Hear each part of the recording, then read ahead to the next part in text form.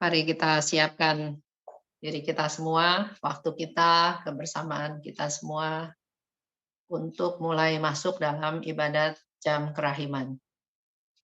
Dalam nama Bapa dan Putra dan Roh Kudus. Amin. Amin. Yesus yang Maha Baik, kami bersyukur dan berterima kasih karena Engkau masih terus memberi kesempatan kepada kami, mengundang kami, memanggil kami, memampukan kami untuk bisa ikut dalam ibadat jalan salib ini. Seperti yang Engkau kehendaki ya Yesus, untuk kami merenungkan sengsara-Mu. Ampuni segala dosa-dosa kami ya Yesus.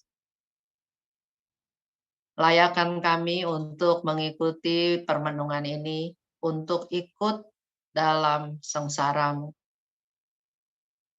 Bukalah hati kami, pikiran kami, agar di dalam permenungan ini, biarlah Engkau yang berbicara, Engkau yang memimpin kami, Engkau yang memberikan kami pengertian-pengertian, dan terlebih lagi Engkau pimpin kami Tuhan, untuk semakin mengetahui betapa Engkau sangat mengasihi kami. Pada sore hari ini, ya Yesus, kami ingin merenungkan salah satu sengsara-Mu. Betapa Engkau mengalami kesedihan dan penderitaan karena murid-Mu, Yudas Iskariot, yang Engkau pilih, yang menjadi sahabat-Mu, yang Engkau kasihi. Justru dia mengkhianati Engkau. Dalam hidup kami sehari-hari juga Tuhan, kami juga sering mengalami hal-hal tersebut. Biarlah melalui permenungan ini kami ingin banyak belajar Tuhan, agar kami semakin bisa meneladani Engkau.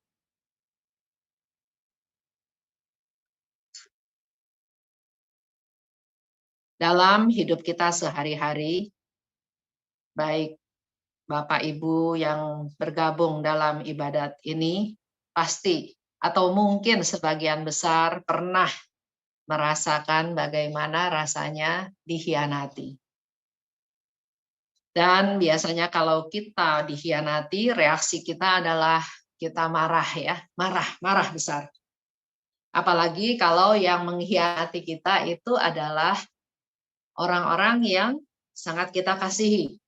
Orang-orang yang kita perlakukan mereka dengan sangat baik. Tapi justru mereka berkhianat. Pasti ada perasaan benci, muak, marah, mungkin juga ingin membalas. Begitu pula hal yang sama Yesus dikhianati oleh Yudas. Kalau kita baca dari Injil Matius maupun Markus maupun Lukas, ketiga pengarang Injil ini tidak bisa tidak ingin bercerita tentang tentang Yudas Iskariot.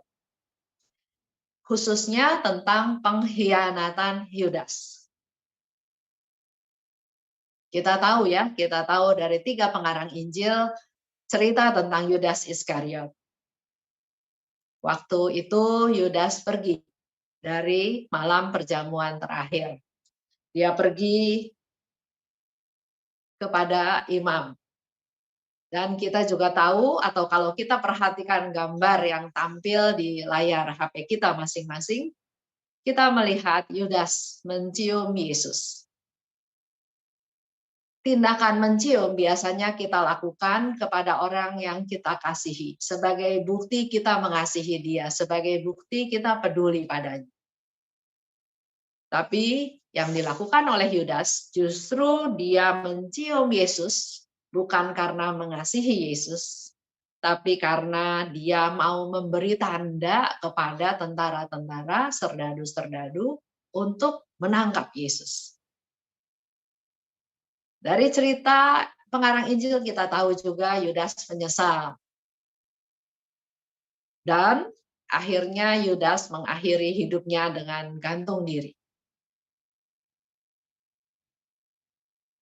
Mari kita coba memahami ya dari sisi Yesus. Yudas itu adalah salah satu murid Yesus. Yesus memilih Yudas. Yesus percaya kepada Yudas sehingga dia diangkat atau dikasih jabatan sebagai bendahara. Dan Yudas sangat dicintai oleh Yesus sebagai sahabatnya, ya, para muridnya yang berhari-hari selama 3 tahun terus-menerus bersama dengan Yesus.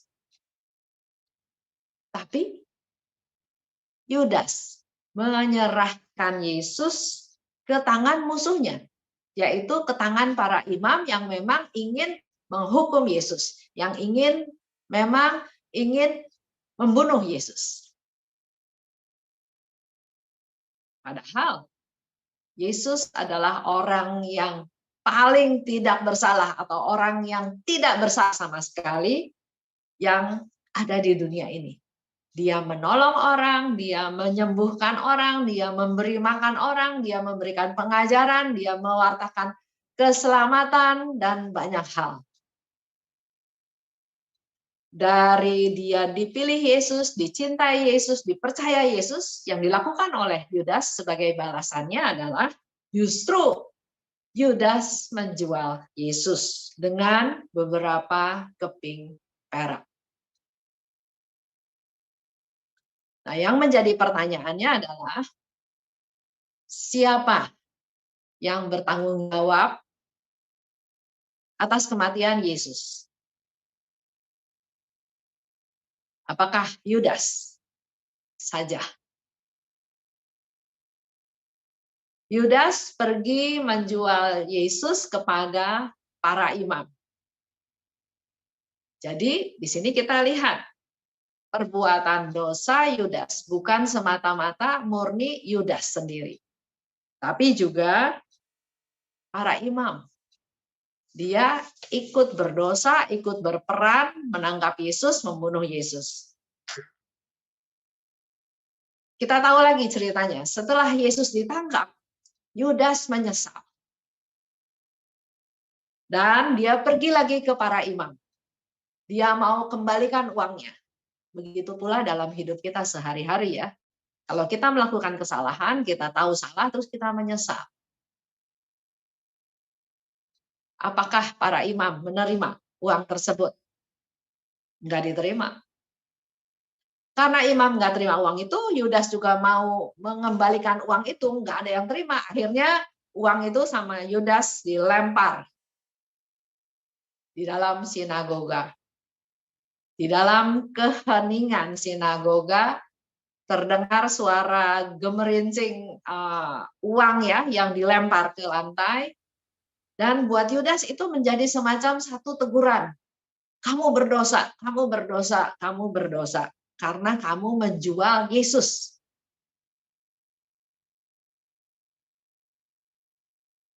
Dan yang luar biasa lagi, kalau Bapak Ibu tahu, 30 keping perak itu adalah harga seorang budak.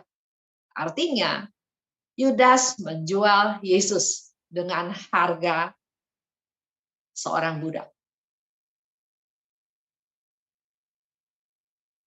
Imam kepala jelas nggak mau terima uang itu karena tujuan dia mau membuat Yesus dihukum, mau membuat Yesus mati. Itu ya. Kalau orang sudah punya niat, punya kejahatan, dia ingin kejahatannya itu atau niatnya itu tercapai walaupun bukan hal yang benar. Itu juga bisa direfleksi ke diri kita masing-masing.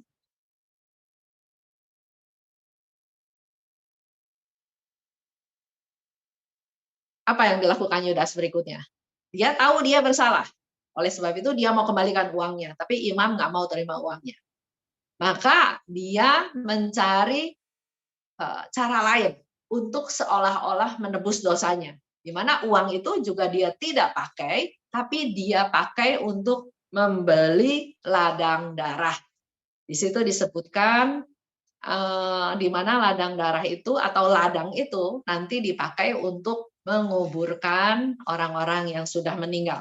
Seolah-olah dia nggak bersalah juga atau dia ya sudah mengurangi salahnya karena uang itu dia tidak nikmati.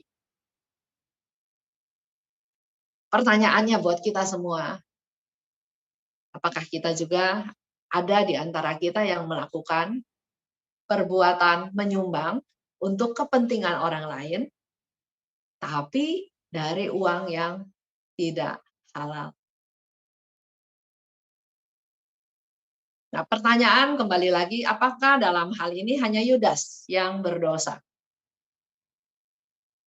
Kalau menurut Matius, bukan hanya Yudas, tapi juga imam kepala dan semua orang berdosa. Kita orang berdosa bukan? Kita berdosa. Apakah kita yang menyebabkan Yesus wafat? Iya. Kalau dulu saya baca cerita tentang Yudas berkhianat, Yudas menjual Yesus, pikirannya cuma ya udah Yudas berdosa, Yudas berkhianat, Yudas udah dihukum mati, selesai. Tapi kalau menurut Matius, bukan hanya Yudas, ternyata Yudas, para imam, dan juga kita semua manusia berdosa. Baca ya di Matius, nanti Bapak Ibu bisa baca di Matius 27 ayat 25. Di situ dikatakan, biarlah darahnya ditanggungkan atas kami dan atas anak-anak kami. Itu kata-kata dari para imam, orang-orang yang memang menginginkan Yesus mati. Jadi dia bilang, bunuh aja Yesus, salibkan saja Yesus, biar darahnya tanggungan pada kami, juga pada anak-anak kami. Kalau kita teliti kata-kata tersebut, kami dan anak-anak kami, kita juga termasuk keturunan dari mereka semua. Kita ikut menanggung dosa tersebut karena kita berdosa.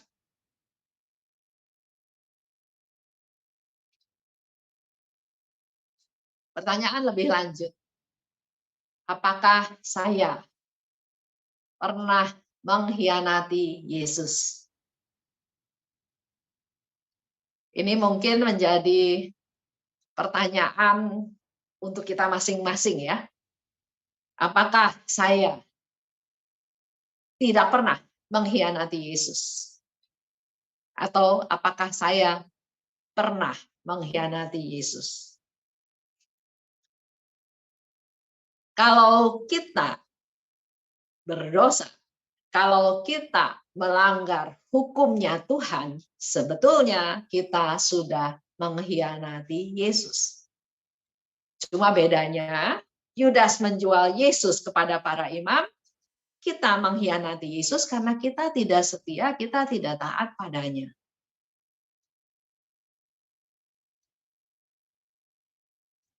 Padahal Yesus datang ke dunia untuk menyelamatkan kita. Dia berkorban untuk kita. Dia mau memberikan kehidupan kekal kepada kita. Tapi kita nggak setia. Nggak setia pada firman-Nya.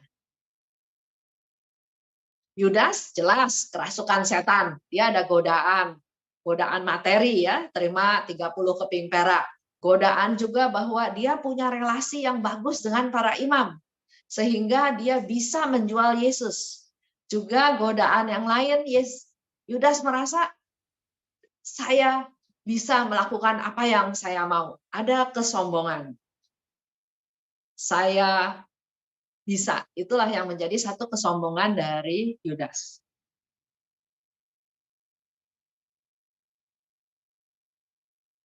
Yesus memilih Yudas. Dan Yesus tahu Yudas akan mengkhianati Yesus. Waktu di malam perjamuan terakhir, Yesus mengumumkan suatu pengumuman sedih. Yesus katakan, salah satu dari antara kalian akan mengkhianati aku. Itu Yesus katakan di tengah para sahabatnya, di tengah perjamuan makan, dia mengungkapkan perasaannya, kesedihannya bahwa salah satu dari kalian akan mengkhianati aku. Kalau baca lagi ya, dari Mazmur 41 ayat 10 dikatakan, bahkan sahabat karibku yang ku percaya yang makan rotiku telah mengangkat tumitnya terhadap aku. Itulah kesedihan Yesus. Yesus sayang pada kita, Yesus mengasihi kita, Yesus memberkati kita, tapi kita berkhianat, mengkhianati Dia. Kalau kita membayangkan pada waktu suasana perjamuan malam terakhir, pada waktu Yesus bilang, satu di antara kalian akan mengkhianati aku, pasti kita pun kalau ada di sana, pasti kita juga bertanya pada Yesus, Yesus, bukan saya kan? Untuk menenangkan diri kita masing-masing. Nggak peduli yang lain, tapi yang penting bukan saya. Itu pertanyaan untuk membela diri, untuk egois diri sendiri aja. Kita perlu sadar bahwa setiap manusia itu sangat mudah jatuh ke dalam dosa. Karena memang kita apa-apa, kita tidak berdaya. Dan kita ini cenderung pada dosa, kelemahan. Contoh ya, ada orang yang merasa dirinya paling betul dan menempatkan dirinya di atas orang lain. Mungkin ini juga boleh menjadi refleksi buat kita juga semua. Dalam suatu kebersamaan, di keluarga, di masyarakat, di gereja, di lingkungan, merasa paling benar, merasa lebih tinggi dari yang lain. Itu aja udah dosa. Karena dalam penghakiman dan penghukuman, dosa-dosa orang seperti itu lebih berat kadarnya dan disebutkan itulah dosa kesombongan Lucifer. Dosa kesombongan ya, awal dari segala macam dosa. Akar dari dosa adalah kita meninggikan diri kita. Dibandingkan dengan orang lain, saya lebih baik, saya lebih hebat, saya lebih suci, saya lebih. Dan sekaligus kalau kita merasa seperti itu, sebetulnya kita pada saat itu sedang melawan Allah. Kalau kita diminta oleh Allah untuk mengasihi, untuk berbelas kasih, untuk mengampuni, kalau kita merasa benar, ya susah ya mau mengampuni. Jadi pada saat kita merasa hebat, merasa lebih dari orang lain, sebetulnya pada saat itu kita sedang melawan Allah.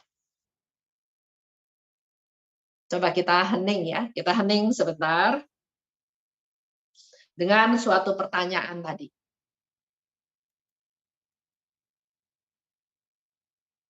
Bukan saya ya Tuhan yang mengkhianati Engkau.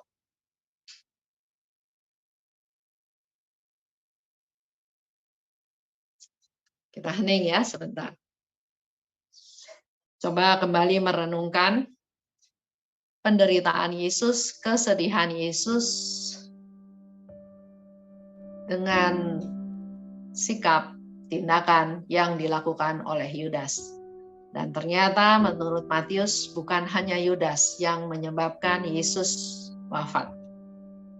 Tapi kita-kita semua manusia berdosa yang menyebabkan Yesus harus wafat di kayu salib. Karena dia mengasihi kita, dia mau menanggung segala dosa kita, dia rela mati di kayu salib asal kita bertobat. Asal kita tahu bahwa kita adalah manusia berdosa dan bertobat. Khususnya dari dosa-dosa kelemahan. Kelemahan-kelemahan dosa ya. Tidak membunuh, tidak mencuri, tapi merasa diri lebih dari orang lain aja itu sudah suatu dosa. Kita hening sejenak, mendengarkan apa yang mau Tuhan katakan dalam permenungan ini.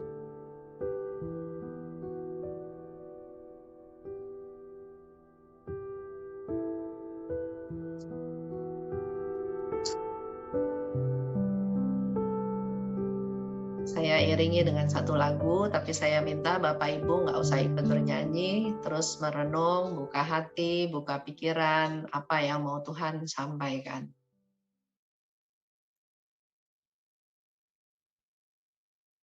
Yesus,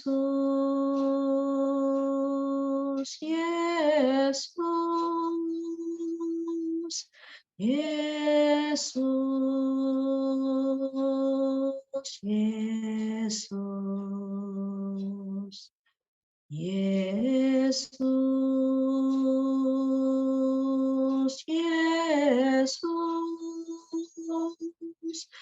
Yesus,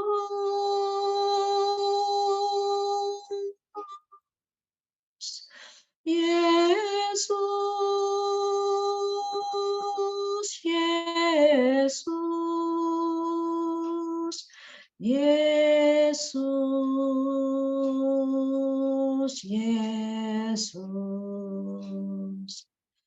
Yesus, Yesus, Yesus, Yesus,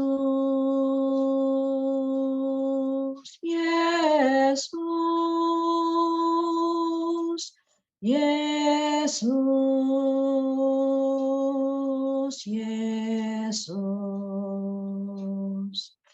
Yesus, Yesus,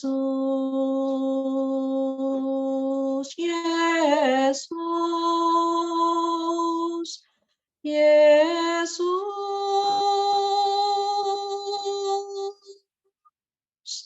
Yesus, Yesus, Yesus, Yesus, Yesus, Yesus, Yesus.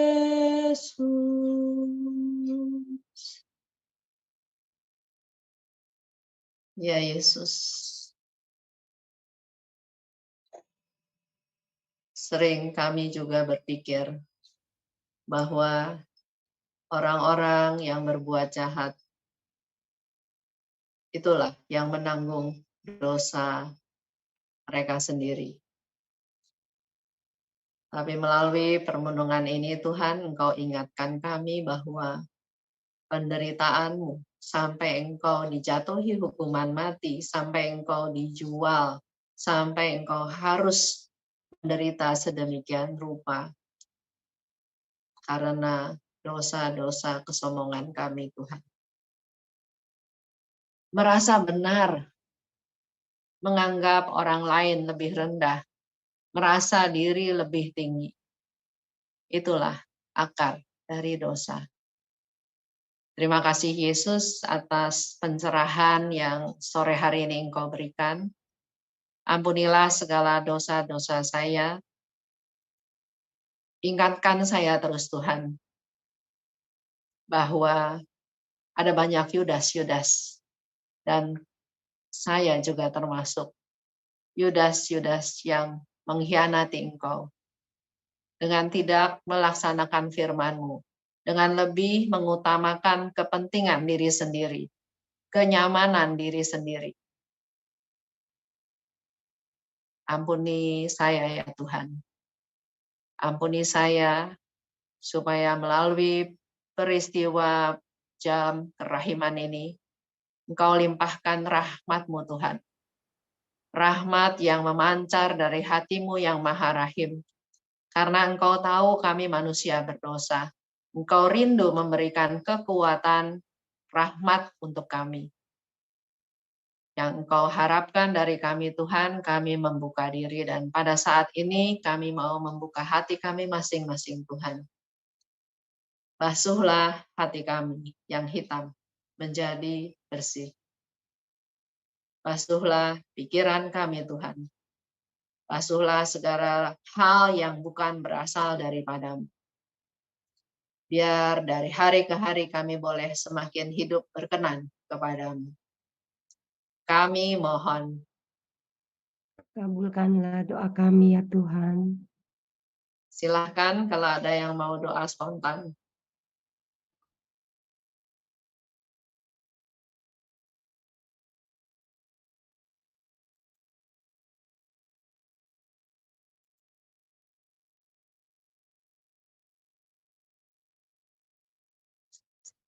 Yesus yang Maha Rahim. Terima kasih ya Yesus yang Maha Rahim. Dengan rahmat kerahiman-Mu, kami semua dalam komunitas kerahiman ilahi dalam keadaan sehat. Berkat kasih-Mu, berkat cinta-Mu yang tak terbatas. Terima kasih Tuhan Yesus yang Maha Rahim. Amin. Terima kasih Tuhan.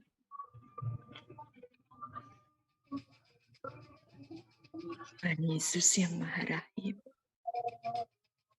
kami mohon ampun kepadamu karena seringkali kami pun seperti Yudas.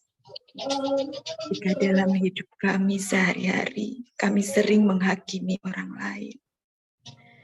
Kami sering lebih mementingkan diri sendiri.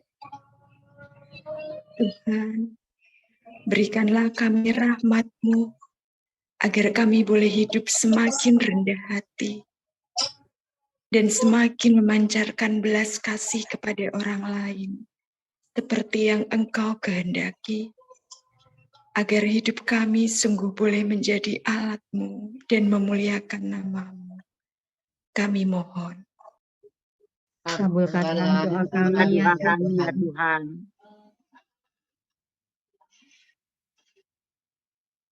Tuhan Yesus, kami akui, kami sadar dengan sesadar-sadarnya bahwa kami adalah orang-orang yang berdosa.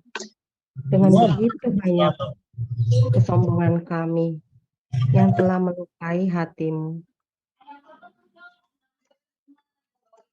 Tuhan Yesus, kami membutuhkan dan menginginkan pengampunan-Mu.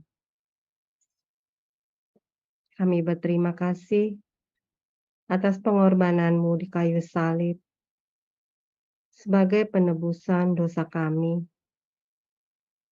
dan menyadari bahwa belas kasihan, kasih karunia-Mu adalah hadiah yang Kau berikan kepada kami orang-orang berdosa, karena kasih-Mu yang sedemikian besar, kerahiman-Mu yang tanpa batas, bukan berdasarkan apapun yang telah kami lakukan.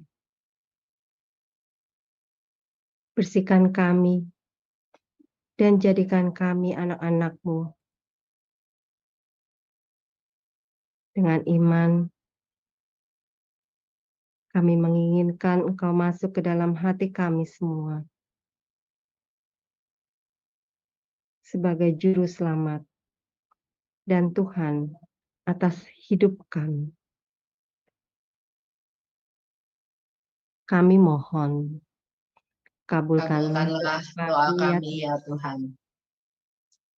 Allah Bapa yang Maha Rahim, syukur kepadamu atas penyertaan kami semua boleh dapat melewati tahun 2022 dengan selamat karena kerahiman-Mu yang luar biasa bagi kami.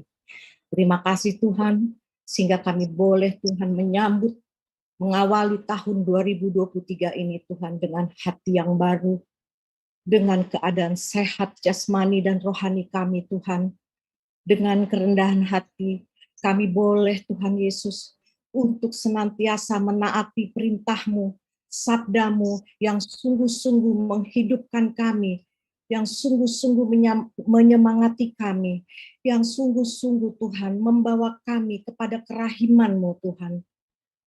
Terima kasih Tuhan.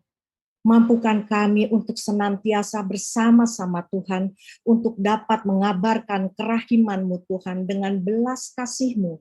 Mampukan kami Tuhan untuk masing-masing kami, di dalam komunitas-komunitas, di dalam paroki kami, kerahiman ilahi, sungguh-sungguh Tuhan, Engkau ada bersama kami. Beranikan kami, teguhkan kami, urapi kami, agar kami berani mewartakan kabar sukacita-Mu dengan tuntunan Roh Kudus-Mu. Syukur kepadamu Tuhan, syukur kepadamu Tuhan Yesus. Kami mohon. Kabulkanlah doa Kabulkanlah doa kami ya kami ya Tuhan. Yesus. Engkau ingatkan saya akan satu hal. Pada waktu Engkau katakan bahwa ada yang akan mengkhianati Engkau. Yang terjadi adalah pertanyaan kepadamu. Bukan saya, ya Tuhan. Itulah yang sering terjadi dalam hidup kami, Tuhan. Yang penting bukan saya. Saya tidak peduli orang lain yang berdosa, tidak peduli kenapa dia berdosa, tapi seperti pertanyaan para rasul kepadamu. Pada waktu Engkau katakan bahwa akan ada yang mengkhianati Engkau. Yang menjadi poin penting, yang menjadi poin yang kami anggap penting, yang menyelamatkan kami adalah bukan saya, ya Tuhan. Hari ini Engkau menegur kami, Tuhan. Bukan itu yang Engkau kehendaki dari sifat seorang devosan kerahiman ilahi. Pada saat Engkau katakan ada yang akan berkhianat, pada saat Engkau katakan ada yang mau berbuat dosa, yang kami lakukan seharusnya bukan menyelamatkan diri sendiri, merasa aman diri sendiri karena bukan kami, tapi mampukan kami untuk peduli dan peka kepada orang atau keadaan sekitar. Bagaimana Suster Faustina melihat orang-orang yang mau melakukan dosa besar. Dia tidak mencari aman, tapi justru dia berdoa kepadamu. Mohon supaya pergumulan orang itu ditanggung oleh Suster Faustina. Mohon supaya orang tersebut tidak jadi berbuat dosa. Terima kasih Tuhan atas pencerahan yang Kau berikan kepada kami. Kami hidup dalam masyarakat, dalam kebersamaan, dalam komunitas. Biarlah hal ini menjadi sesuatu yang baru untuk kami. Pada saat ada tanda-tanda akan adanya suatu perbuatan dosa, kami perlu menyelamatkan mereka. Kami perlu peduli kepada mereka. Bukan membiarkan, bukan meninggalkan, bukan masa bodoh. Terima kasih Tuhan atas rahmat-Mu yang luar biasa. Terima kasih Tuhan. Terima kasih Tuhan.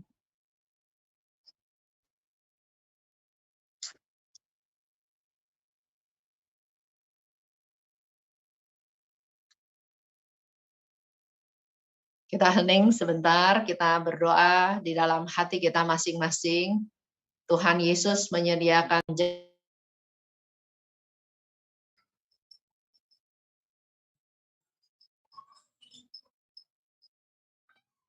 Gak ada suara.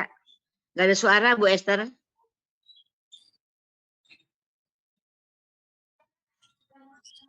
saat jam istimewa ini. Mari kita betul-betul manfaatkan waktu kita dengan Tuhan. Hanya ada Tuhan di hadapan kita dan mari kita masing-masing pribadi lepas pribadi menyatakan apa yang kita dapatkan dari permenungan hari ini. Apakah suatu teguran? Apakah suatu penghiburan? Apakah suatu harapan, keinginan dari Tuhan Yesus untuk kita lakukan di kemudian hari? Atau juga kita semakin mengasihi Yesus karena sampai saat ini masih banyak yang mengkhianati Yesus.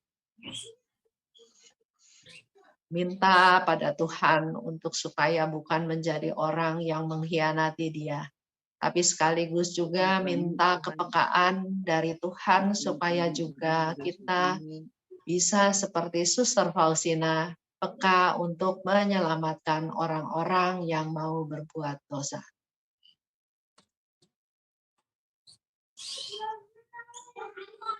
Mungkin dalam keluarga kita masing-masing, keluarga inti, keluarga besar, di lingkungan, di komunitas, di dalam paroki, di masyarakat, dimanapun.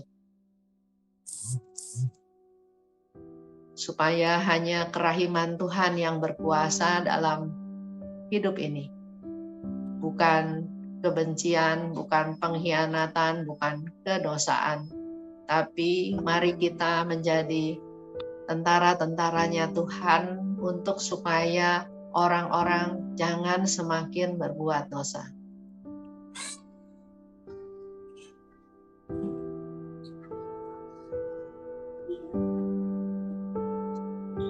Persembahkan semua kesulitan, permasalahan, sakit penyakit, kekhawatiran, keputusasaan, ketidakjelasan kepada Tuhan pada saat ini. Karena Dia datang ke dunia, Dia menyelamatkan kita, Dia mau wafat untuk kita, untuk memberikan kehidupan kekal pada kita semua. Kita semua sudah ditebus oleh darah-Nya yang kudus. Dan Tuhan ingin kita hidup dalam sukacita.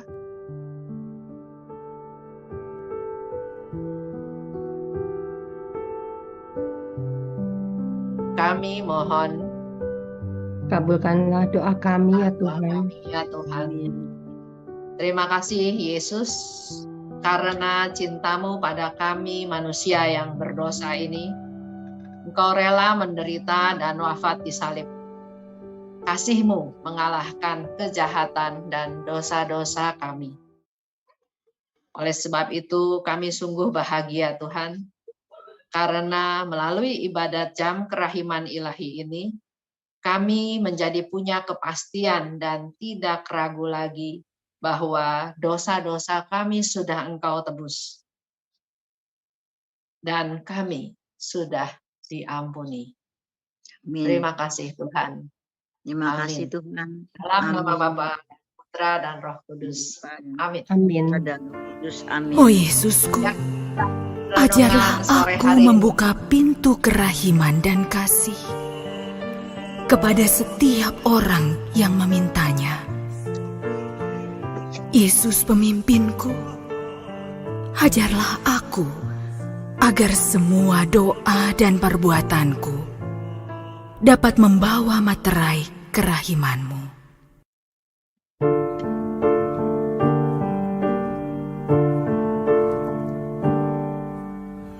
Suatu hari Tuhan bersabda, kasih-Mu sungguh berbuatlah yang baik kepada mereka dan pinjamkan tanpa mengharapkan balasan, maka upahmu akan besar. Kamu akan jadi anak-anak Allah yang maha tinggi, sebab Ia baik terhadap orang-orang yang tidak tahu berterima kasih dan terhadap orang jahat. Hendaklah kamu murah hati, hendaklah kamu murah hati, seperti Bapamu murah hati, seperti Bapamu